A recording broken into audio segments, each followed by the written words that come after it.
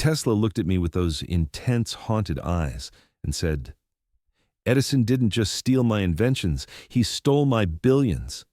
He leaned forward, electricity practically crackling around him.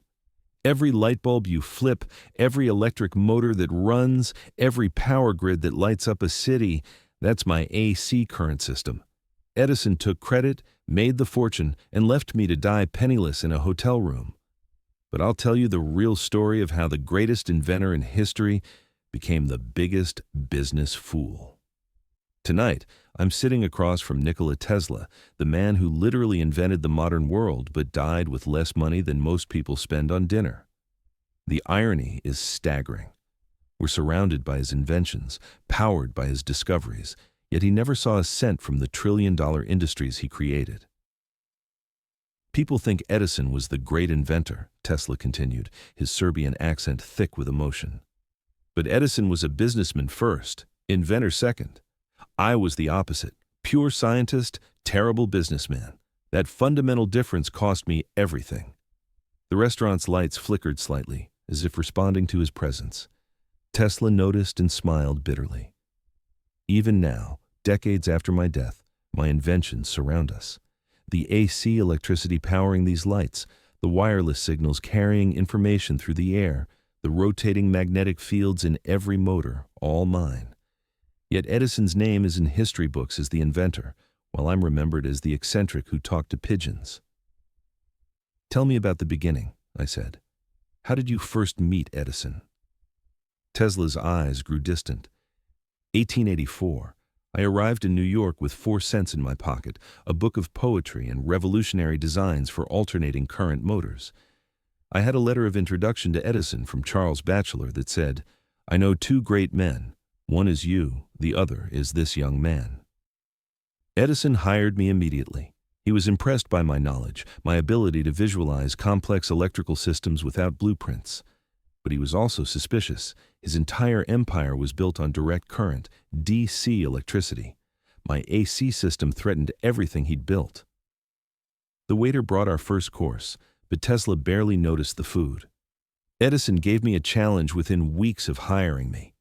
"If you can redesign my DC generators and make them more efficient, I'll pay you $50,000. In 1884, that was equivalent to over $1 million today. I worked day and night for months, completely redesigning his systems, increasing efficiency by 25%.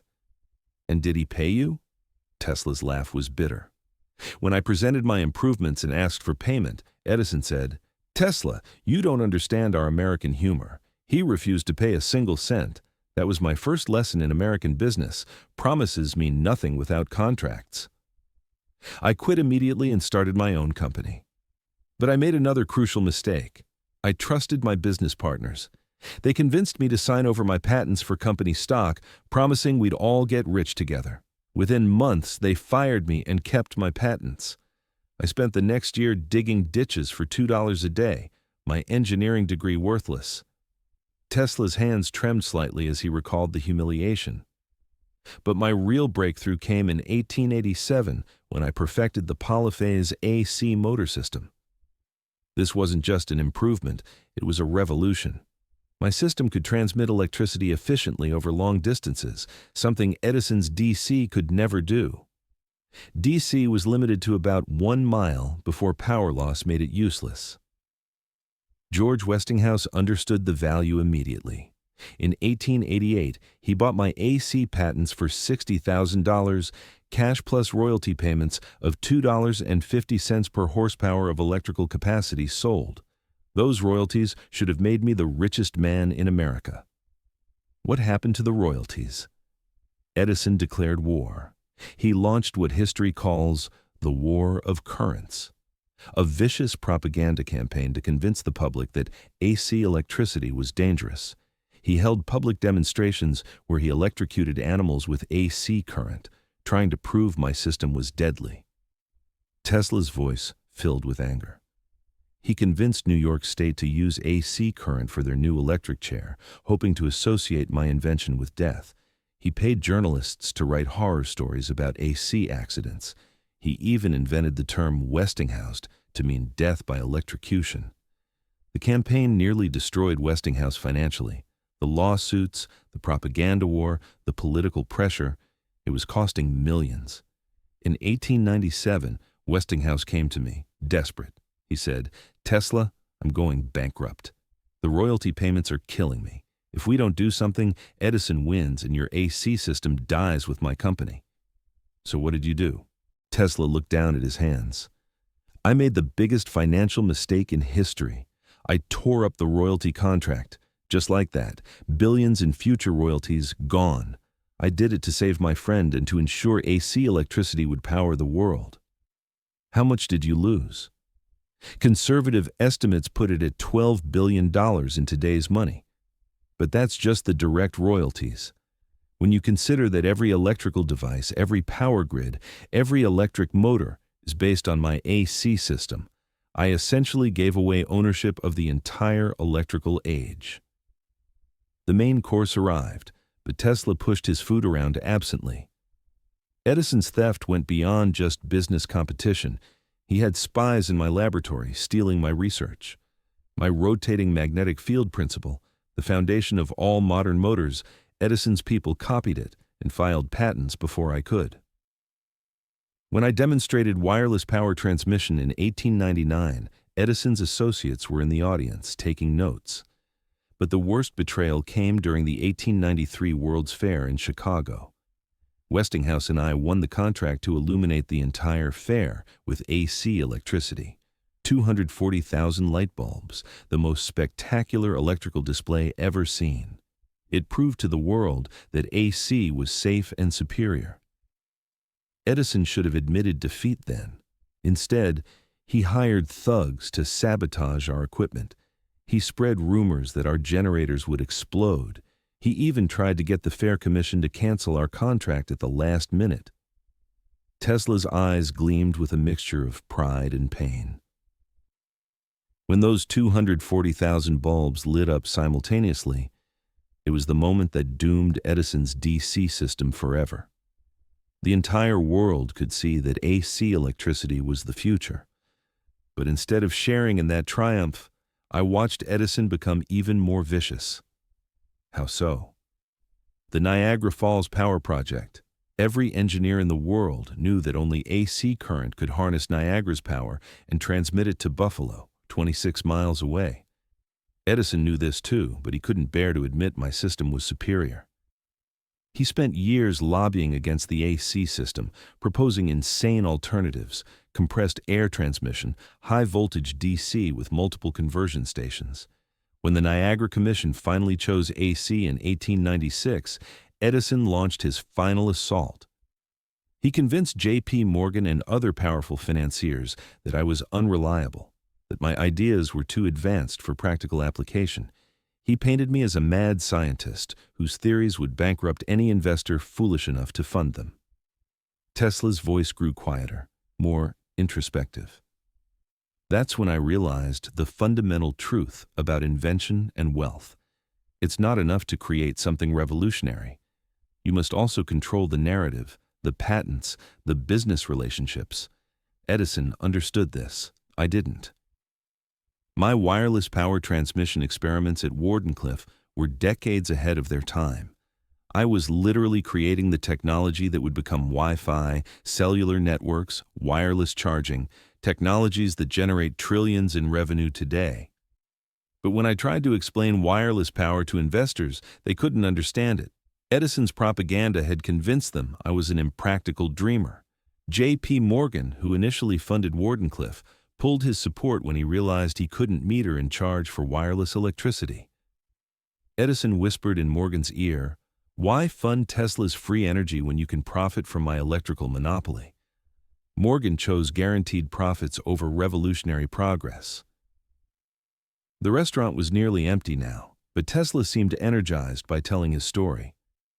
The cruelest irony is that every technology driving today's economy came from my laboratory. Wireless communication, radio transmission, remote control, robotics, X-rays, radar. I pioneered them all between 1890 and 1910.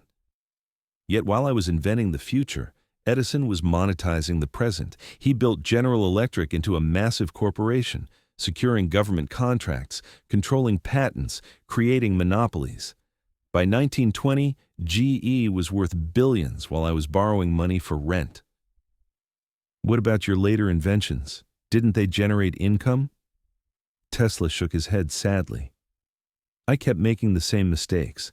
In 1917, I developed the principles for radar technology 20 years before anyone else. The military wasn't interested. They said my ideas were too advanced for practical application. I created wireless robotics in 1898, demonstrating a remote-controlled boat at Madison Square Garden.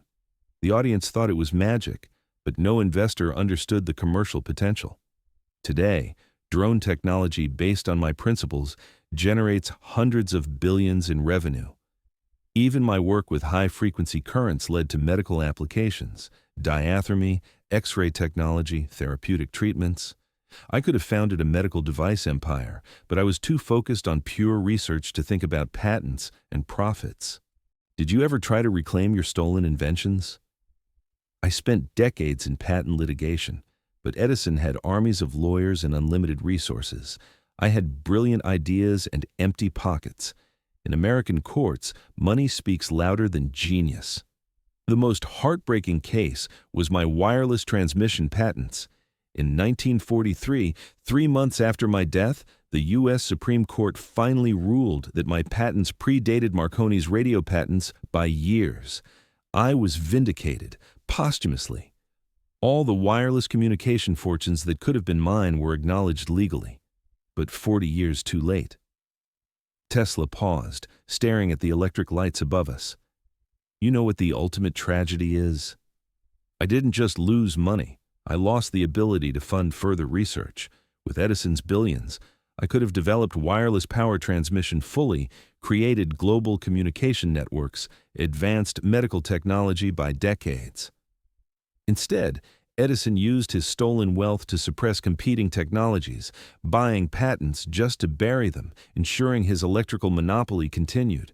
He literally slowed human progress to protect his profits. But surely your legacy is secure now. Everyone recognizes your contributions. Tesla smiled sadly. Recognition doesn't pay bills or fund research. Elon Musk named his company after me, which is flattering. But Tesla Motors is worth more than I ever saw in my lifetime. The Tesla coil, Tesla units of magnetic flux, Tesla this, Tesla that.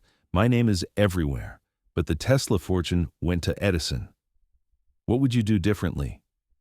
Everything. I would have kept my royalty contracts. I would have hired business managers and patent lawyers. I would have formed corporations instead of trusting partnerships. Most importantly, I would have understood that controlling the commercialization of invention is as important as the invention itself. Edison knew that science without business acumen is just expensive curiosity. I thought pure research would be enough, that superior technology would automatically triumph. I was naive about human nature, about greed, about the power of marketing over truth. The saddest part is watching my inventions make others rich while I died in poverty. Every electric motor spinning today generates royalties for someone else. Every wireless signal transmitted uses principles I discovered. Every power grid in the world runs on my AC system. I created the technological foundation of the 21st century in 1900, but Edison's business model, patent control, marketing manipulation, monopoly building, that's what captured the wealth. As our dinner concluded, Tesla's expression grew contemplative.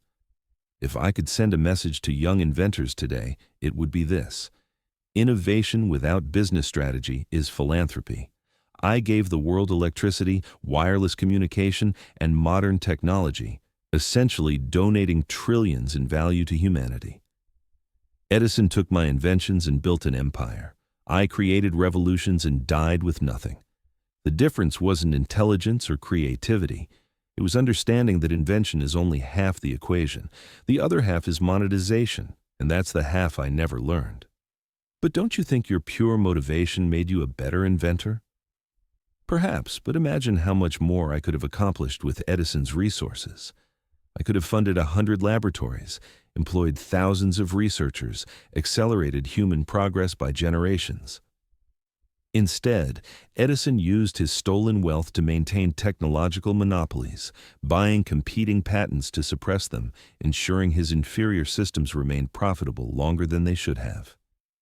Tesla stood up, electricity seeming to shimmer around him one final time. The greatest tragedy isn't that I died poor. It's that I could have funded the future I envisioned: wireless energy, global communication, advanced medicine. But instead, my stolen billions were used to delay that future for Edison's profit. This evening with Tesla revealed the heartbreaking truth. Sometimes the greatest visionaries are the worst business people, and in capitalism, vision without strategy is just expensive dreaming.